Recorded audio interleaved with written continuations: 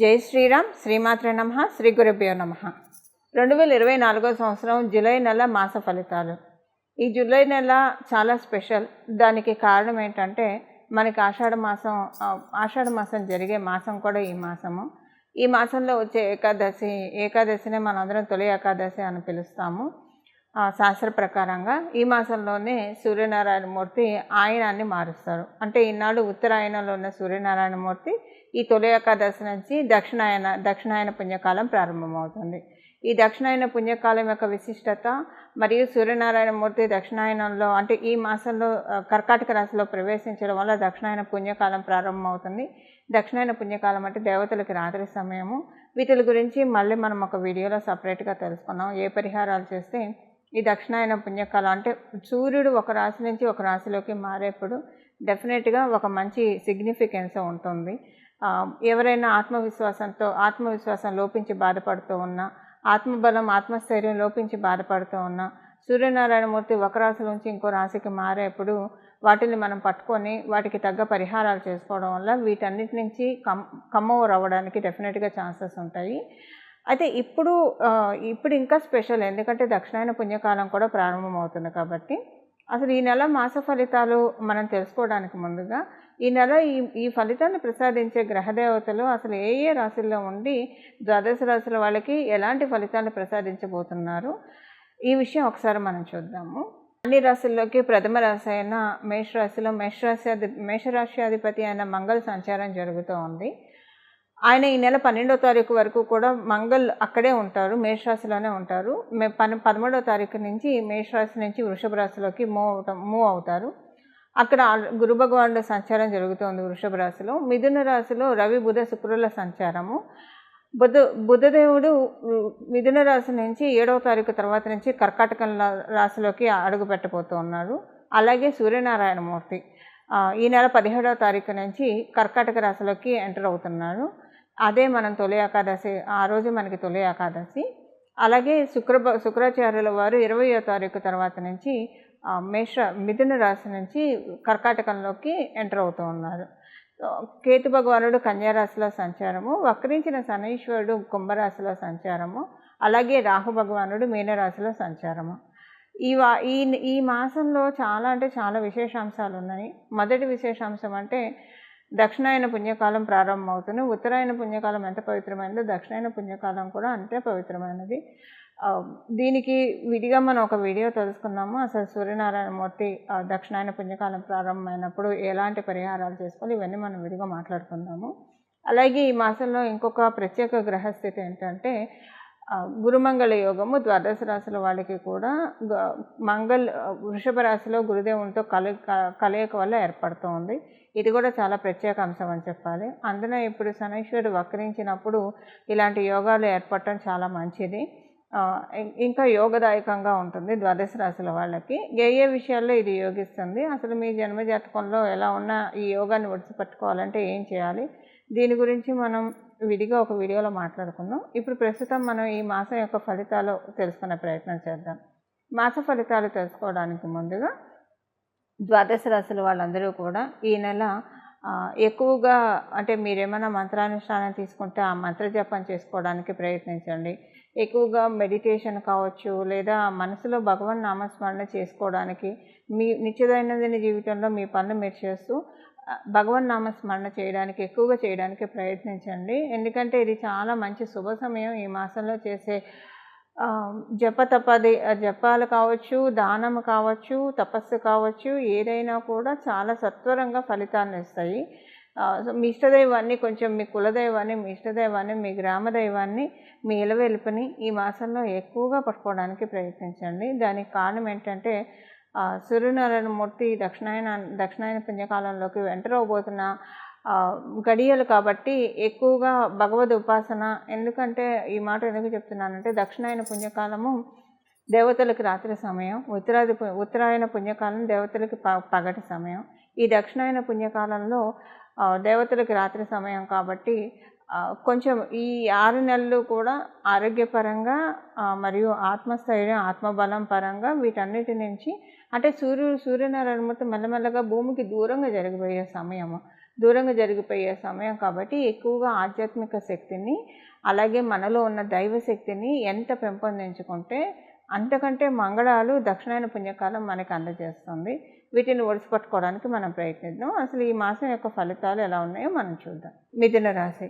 మిథున రాశిలో పుట్టిన వాళ్ళకి ఈ మాసం 7వ తారీఖు తర్వాత నుంచి మీరు మీ కుటుంబంలోని వారితోటి కొన్ని మాటలు పడాల్సి వస్తారు. అదే మీకు చాలా బాధ అనిపిస్తుంది. మన వాళ్ళే మనల్ని అర్థం చేసుకోకుండా మాట్లాడుతున్నారేమో అన్న బాధలకి లోనవుతారు. కొంచెం మీ మీద లేనిపోని మాటలు అయితే బయటికి స్ప్రెడ్ అవుతాయి. అది కూడా మిమ్మల్ని కొంచెం మానసికంగా కలిచివేస్తుంది. అది కూడా మీకు మానసికంగా కలిచివేస్తుంది. ఈ మాసం 17వ తారీఖు తర్వాత నుంచి కొంత దాంట్లోంచి ఊరట అయితే పొందుతారు కానండి, బట్ పూర్తిగా అయితే ఉండదు. ప్రత్యేకించి మీ సిబ్లింగ్స్ తోటి మీకు ఒకవేళ మెమ్మగారు ఉంటే మీ సిబ్లింగ్స్కి మీకు మధ్యలో మెమ్మగారు నలిగిపోయే అవకాశం ఉంది. ఒకవేళ సపోజ్ మీకు మదర్ లేదు, అప్పుడు మీకు సిబ్లింగ్స్ ఉంటే కనుక అప్పుడు కొంచెం ఏంటంటే మీ సిబ్లింగ్స్ మీరు అనుకుని ఒక జర్నీ చేయాలని అనుకోవడము, ఆ జర్నీ విషయంలో మీ ఇద్దరికి ఏమైనా డిస్ప్యూట్స్ రావడము, లేదా జర్నీలో ఏదైనా డిస్ప్యూట్స్ కాకపోతే జర్నీలో ఏదైనా ఇన్కన్వీనియన్స్ చోటు చేసుకోవడము, ఇలాంటి వాటి వల్ల చాలా రోజులు డిస్టర్బింగ్గా అనిపిస్తుంది. మీకు అసలు ఎందుకు ఈ జర్నీ పెట్టుకున్నామా అని అనిపిస్తుంది. సో ఇలాంటి వాటికి ఛాన్సెస్ ఉంది ఈ మాసంలో. కొంత ఈ మాసంలో మీరు జర్నీలు కూడా ఎక్కువ చేయకపోవడం మంచిది. ఎందుకంటే మీరు చేసే జర్నీలు మీకు అంటే మరీ ఇంపార్టెంట్ తప్పదు అని అనుకున్నావు తప్పించి డే టు డే చేసే జర్నీలు లెక్కలోకి రావండి. ప్రతిరోజు ఆఫీస్కి వెళ్ళొస్తారు, ప్రతిరోజు వ్యాపార స్థలానికి వెళ్ళొస్తారు, అది జర్నీ కింద కౌంట్ కాదు, అలాంటివి కాదు. అలా కాకుండా ప్రత్యేకించి జర్నీస్ విషయంలో కొంచెం జాగ్రత్తగా ఉండాలి ఈ మాసం. మీరు జర్నీలు మీకు అంటే ప్రత్యేకించి ఏదైనా స్పెషల్ జర్నీస్ ఈ మాసం వరకు మీరు పోస్ట్పోన్ చేసుకుంటే ప్రాబ్లం అవాయిడ్ అయినట్లే ఉంటుంది. అప్పుడు కొంచెము మీకు కొన్ని చికాకులు వచ్చినా కూడా బట్ జర్నీస్ చేస్తే వచ్చిన చికాకులతో కంపేర్ చేస్తే ఈ చికాకులు 50% తక్కువగానే పరిగణింపబడుతుంది. సంతానానికి సంబంధించి కొంచెం ప్రతికూలతలు ఈ మాసంలో చూస్తారు. మీ సంతానానికి సంబంధించిన కంప్లైంట్స్ ఎక్కువగా వింటారు ఈ మాసంలో. దానివల్ల కూడా కొంచెం డిస్టర్బింగ్గా అనిపిస్తుంది. లేదా సంతానం యొక్క హెల్త్ పరంగా కొంచెం డిస్టర్బెన్సెస్ ఈ మాసంలో తలెత్తుతాయి. ఉద్యోగం వ్యాపారం మనం చూసుకుంటే కనుక ఉద్యోగస్తులకి మంచి శుభ సమయమే, ఎలాంటి ఇబ్బంది లేదు. అయితే వ్యాపారస్తులకి మనం చూసుకుంటే ఈ మాసంలో వ్యాపారస్తులందరికీ డబ్బులు అయితే బాగా ఉంది, ఆదాయపరంగా చాలా బాగా ఉంది. But at the same time వచ్చిన డబ్బులు నిలబడకుండా ఖర్చు కూడా అయిపోతాయి. మీకు అనుకోకుండా అన్ఎక్స్పెక్టెడ్ ఇన్కమ్ ఈ మంత్లో డెఫినెట్గా ఉంది వ్యాపారస్తులకు. అంటే వ్యాపారం బాగా సాగి అమౌంట్ ఎక్కువే వస్తుంది. కాకపోతే ఈ అమౌంట్ వచ్చింది దీన్ని దేనుకోవడానికి అంటే అంతకు ముందున్న లోన్స్ కావచ్చు, లేదా ఏదైనా కొనుక్కోవాలని వీటికి ఖర్చు పెట్టుకుందామని మీరు ఆనందపడే లోపల అసలు ఎలా ఖర్చు అయిపోయిందో తెలియకుండా డేగ వచ్చి తనుకొని వెళ్ళిపోయినట్టు ఆ డబ్బులు ఖర్చు అయిపోతాయి. ఇది మీకు కొంచెం అసంతృప్తిగా అనిపిస్తుంది. మీ ఆరోగ్యం అయితే బాగుంటుంది, ఎలాంటి ఇబ్బంది ఉండదు. ఒకవేళ మీకు వివాహం అయి ఉంటే మీ శ్రీమతి లేదా మీ శ్రీవారు వీళ్ళ ఆరోగ్యం కూడా బాగుంటుంది, ఎలాంటి ఇబ్బంది ఉండదు.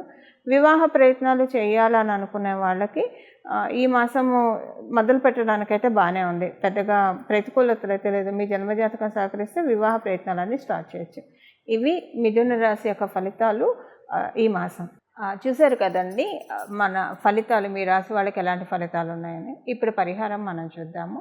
ఈ పరిహారము ఈ మాసంలో ఎక్కువగా ప్రతిరోజు కూడా సూర్యనారాయణ మూర్తికి సంబంధించిన స్తోత్రాలు చదవడము, సూర్య నమస్కారం చేయడము, అర్ఘ్యప్రదానం చేయడము, ఇది చాలా మంచి ఫలితాన్ని ఇస్తుంది. మీలో ఎవరికైనా యోగా చేసే అలవాటు ఉంటే మంచిది. ఒకవేళ యోగా చేసే అలవాటు లేకపోతే కనుక ఈ మాసం నుంచి చేయడానికి ప్రారంభించండి. పతంజలి యోగ సూత్రాలు పట్టుకుంటారా, ఏదో ఒక రకంగా సూర్య నమస్కారాల ద్వారా యోగా ప్రక్రియ చేస్తారా, ఎలాగలా ఈ మాసం నుంచి యోగా చేయడానికి ప్రాక్టీస్ చేయండి. ఈ మాసము అనుకూలతలు ఎక్కువగా ఉన్నాయి. ఎందుకంటే యోగా ఇలాంటివి చేయడం వల్ల ఈ మాసంలో అంటే ఈ మాసం నుంచి మీరు కంటిన్యూటీ బాగా ఎక్కువగా అవకాశం ఉంటుంది. దీనికి ప్రత్యేకించి కారణం ఏంటంటే జీవకారకుడైన గురు భగవానుడితోటి మంగళ కలుస్తున్నారు. మంగళ కలవడం వల్ల ఏంటంటే ఈ జిమ్ములు, ఎక్సర్సైజెస్, యోగా ఇలాంటివన్నీ రాహు మరియు మంగళ వీళ్ళిద్దరూ బాగా ఉంటే కనుక వాళ్ళు చాలా చక్కగా చేయిస్తారు వాళ్ళ చేత. ఈ 2 ప్లానెట్స్ కలిసి చేయిస్తారని చెప్పాలి, చేస్తారనే దానికన్నా కూడా. అలాగా ప్లానెట్ మంగళ వెళ్ళి గురు భగవానుడితో కలవడం వల్ల ఇది చాలా విశేషాంశం అవుతుంది. ఈ మాసంలో చేసే యోగా ప్రక్రియలు ఇవన్నీ కూడా మన ఆరోగ్యాన్ని చాలా చక్కగా స్టిమ్యులేట్ చేస్తుంది. మన దేహ ఆరోగ్యాన్ని, శారీరక ఆరోగ్యంతో పాటు మానసిక ఆరోగ్యం కూడా చాలా బాగా దృఢపడుతుంది, గట్టిపడుతుంది. సో దీనివల్ల ఏంటంటే మనం చక్కటి నిర్ణయాలు తీసుకొని మన లైఫ్‌ని చాలా చక్కగా లీడ్ చేయగలుగుతాం.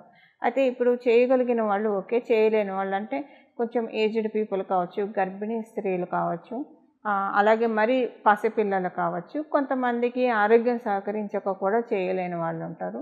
ఆరోగ్యం సహకరించి అంతా చేయగలిగే వాళ్ళు యోగా చేయడం బెస్ట్ రెమెడీ ఈ మాసంలో.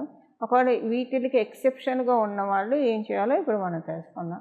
వీటికి ఎక్సెప్షన్‌గా ఉన్నవాళ్ళు ఈ మాసం మొత్తం కూడా విష్ణు సహస్రనామం వినడము లేదా చదవడము, లలిత సహస్రనామం వినడం, చదవడం చేయాలి.